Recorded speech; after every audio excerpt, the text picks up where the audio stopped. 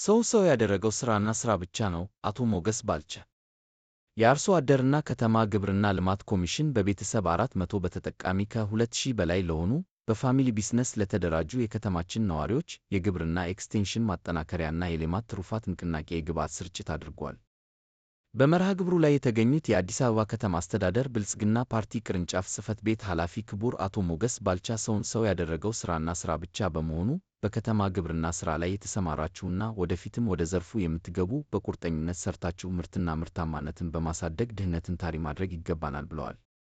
በምክትል ከንቲባ ማዕረግ የሥራና ክህሎት ቢሮ ኃላፊ አቶ ሚሊዮን ማቴዎስ በበኩላቸው የከተማ ግብርና በርካቶችን ከሸማችነት ወደ አምራችነት ያሸጋገረ በተግባር የሚታይ ከፍተኛ ውጤት የተመዘገበበት መሆኑን ገልጸዋል።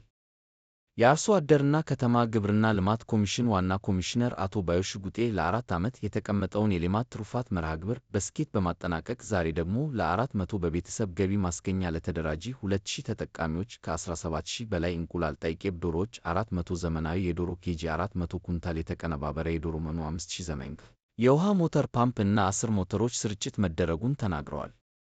አያያዘውም በያዝነው በጀት ዓመት ብቻ በ4 ዙር የሌማት ትሩፋት የንቅናቄ መርሃ ግብር 135992 የሚሆን ባለ 5 እና ባለ 50 ዶሮ ኬጂ ከ824959 ኩንታል በላይ የተቀነባበረ መኖ ከ2,487,989 በላይ ቄብ ዶሮዎችን ከፍተኛ ግብርና ተጠቃሚዎች ተደራሽ መደረጉን ገልጸዋል።